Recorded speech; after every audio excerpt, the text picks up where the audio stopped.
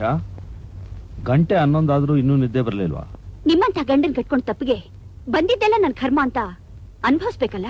ಸಾರಿ ಚಿನ್ನ, ಲೇಟ್ ಆಯ್ತು ಅಂತ ಕೋಪನಾ? ಪಬ್ಲಿಕ್ ಸರ್ವೆಂಟ್ಸ್ಗೆ ಸಮಯ ಸಂದರ್ಭ ಇರಲ್ಲ ಅಂತ ಒಬ್ಬ ಪೊಲೀಸ್ ಆಫೀಸರ್ ಹೆಂಡತಿಯಾಗಿ ನಿನಗೆ ನಾನು ಹೇಳ್ಬೇಕಾಗಿಲ್ಲ. ಹೋಗಿ ಒಂದ್ ಲೋಟ ನೀರು ತಗೊಂಬ. ಜೊತೆಲಿ ಸ್ವಲ್ಪ ವಿಷಾನು ಹಾಕೊಂಡ್ ಬರ್ತೀನಿ. ನೆಮ್ಮದಿಯಾಗಿ ಜೀವನ ಅಂತೂ ಮಾಡಕ್ಕಾಗ್ಲಿಲ್ಲ, ಪ್ರಾಣ ಆದ್ರೂ ಬಿಟ್ಬಿಡೋಣ. ಯಾಕೆ ಹೀಗೆ ಮಾತಾಡ್ತೀಯಾ? ಏನಾಯ್ತು? ಸುಮ್ನೆ ರೀ, ನನ್ ಮುಟ್ಬೇಡಿ. ಮೂಟೆ ಹೊತ್ತು ಜೀವನ ಮಾಡೋರ್ಗಿರೋ ನೆಮ್ಮದಿ ನಮಗಿಲ್ವಲ್ಲ ಅಂತ ಸಂತ ಆಗ್ತಿದೆ. ಈಗ ಏನಾಗೋಯ್ತು ಅಂತ ಇಷ್ಟು ಎಮೋಷನಲ್ ಆಗಿ ಮಾತಾಡ್ತಿದ್ಯಾ? ನೀವಿವತ್ತು ಡಿಸ್ಟಿಲರಿ ಫ್ಯಾಕ್ಟರಿ ಓನರ್ಸ್ ನ ಅರೆಸ್ಟ್ ಮಾಡಿದ್ರಾ? ನಿಮ್ಮನ್ನೇ ಕೇಳ್ತಾ ಇರೋದು. ಹೌದು. ಮೊದ್ಲು ಅವ್ರನ್ನ ರಿಲೀಸ್ ಮಾಡಿ. ಏನ್ ಹೇಳ್ತಾ ಇದ್ದೀಯಾ? ರಿಲೀಸ್ ಮಾಡಿ ಹಿಂದೆ. ಅವ್ರ ಕಡೆಯವ್ರು ಯಾರಾದ್ರೂ ಬಂದಿದ್ರಾ? ಅವ್ರ ಕಡೆಯವ್ರು ಯಾರಾದ್ರೂ ಬಂದಿದ್ರಾ ಅಂದೆ? ಬಂದಿದ್ರ ಅಲ್ಲ. ನಿನ್ ಗಂಡ ಅನಿಸ್ಕೊಂಡಿರೋ ಬಂಡನ್ ಹೇಳು, ಅರೆಸ್ಟ್ ಮಾಡಿರೋ ನಮ್ಮ ಯಜಮಾನ್ರನ್ನೆಲ್ಲ ಬಿಡುಗಡೆ ಮಾಡೋದಿಕ್ಕೆ. ಇಲ್ಲ ಅಂದ್ರೆ ನಿಮ್ಮನ್ನ ಭೂಮಿ ಮೇಲೆ ಬದುಕೋಕ್ ಬಿಡಲ್ಲ. ನಿಂತ್ಕೊಳ್ಳಿ. ಎಲ್ಲಿ ಹೋಗ್ತಿದ್ದೀರಾ? ಅವ್ರನ್ನ ಹೊಡೆದು ಲಾಕಪ್ ಹಾಕ್ತೀರಾ ಇಲ್ಲ ಕೊಲೆ ಮಾಡ್ತೀರಾ? ಎಷ್ಟು ಜನಕ್ಕೆ ಅಂತ ಹಿಂಗ್ ಮಾಡ್ತೀರಾ? ಇವತ್ತಿವ್ರು, ನಾಳೆ ಇನ್ನೊಬ್ರು. ಏನ್ರಿ, ನಮ್ಗೆ ಯಾಕೆ ಬೇಕಿಂತ ಬದುಕು? ಗಂಜಿ ಕುಡ್ದಾದ್ರೂ ನೆಮ್ಮದಿಯಾಗಿ ಬದುಕ್ಬೇಕು. ಪ್ಲೀಸ್, ಮೊದ್ಲು ಈ ಕೆಲ್ಸಕ್ಕೆ ರಾಜೀನಾಮೆ ಕೊಡಿ. ಆಶಾ, ಇಂಥ ಕೆಲಸದಲ್ಲಿ ಅಡ್ಡಿ ಆತಂಕ ಬಂದೇ ಬರುತ್ತೆ. Try to understand me. ಅಂದ್ರೆ ನನಗಿಂತ ಕರ್ತವ್ಯನೇ ಹೆಚ್ಚಾಗೋಯ್ತಾ? ನೋಡಿ, ನನ್ ಮೇಲೆ ಪ್ರೀತಿ ಇದ್ರೆ ನೀವು ರಾಜೀನಾಮೆ ಕೊಡ್ಲೇಬೇಕು. ಕಟ್ಕೊಂಡ್ ಹೆಂಡತಿಗೋಸ್ಕರ ಕರ್ತವ್ಯನ ಬಲಿ ಕೊಡೋದಕ್ಕೆ ನಾನ್ ತಯಾರಿಲ್ಲ. ಇದೇ ನಿಮ್ ಕಡೆ ನಿರ್ಧಾರ ಅನ್ನೋದಾದ್ರೆ ನಿಮ್ ಕರ್ತವ್ಯ ಜೊತೆ ಹಾಯಾಗಿರಿ.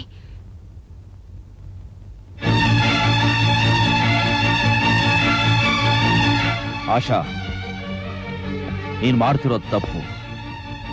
ಕೋಪದಲ್ಲಿ ಕುಯ್ಕೊಂಡದ್ದು ಮೂಗು ಮತ್ತೆ ವಾಪಸ್ ಬರಲ್ಲ. ಯೋಚನೆ ಮಾಡು.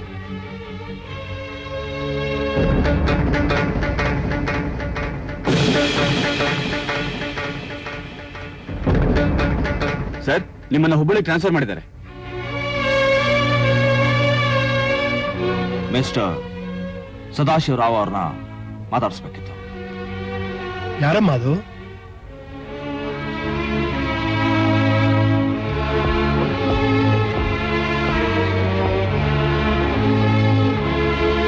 ಕೂತ್ಕೊಳ್ಳಿ. Thank you.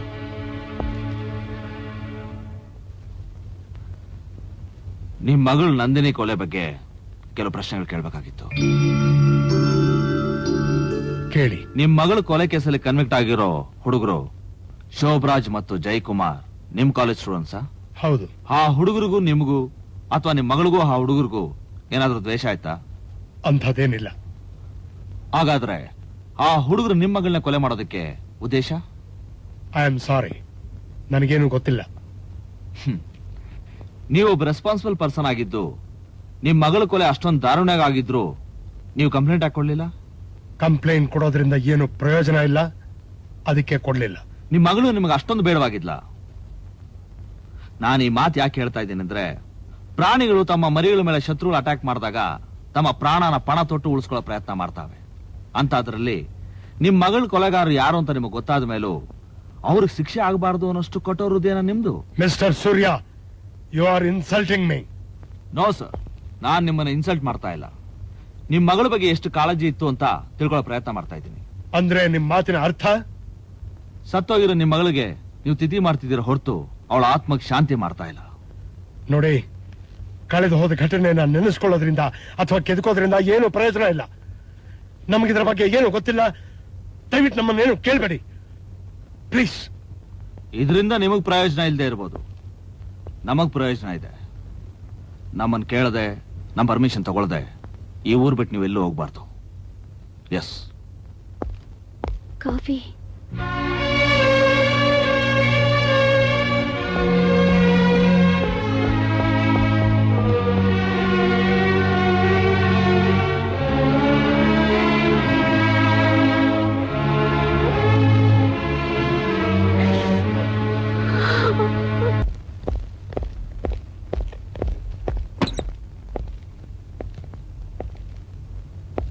Mister Shankar, journalism system ಪ್ರಕಾರವಾಗಿ ಮೋಹನ್ ರಾವ್ ಈ ಪ್ರಜಾಪ್ರಭುತ್ವ ಪತ್ರಿಕೆಯಲ್ಲಿ ಪಬ್ಲಿಷ್ ಆಗಬೇಕಾದ ಪ್ರತಿಯೊಂದು ಇಂಪಾರ್ಟೆಂಟ್ ಮ್ಯಾಟರ್ನು ಒಂದು ದಿವಸ ಮುಂಚಿತವಾಗಿ ಡೈರಿಯಲ್ಲಿ ನೋಟ್ ಮಾಡಿದ್ದಾರೆ.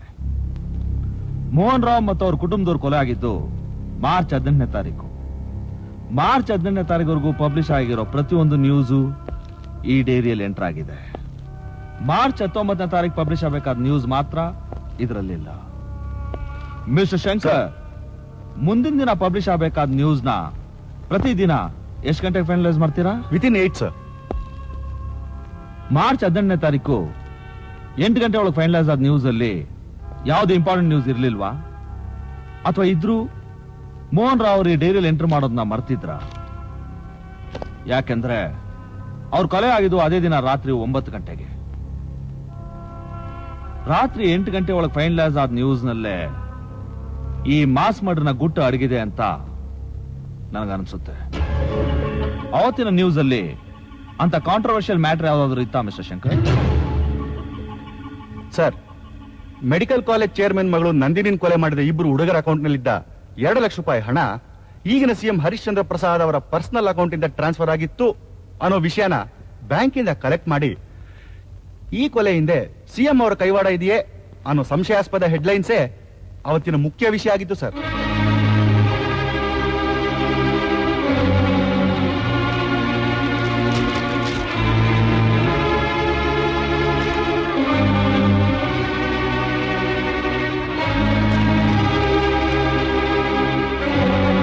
ನೀವು ಹೇಳ್ತಾ ಇರೋ ಇಂಪಾರ್ಟೆಂಟ್ ನ್ಯೂಸ್ ಇದೆ ತಾನೆ?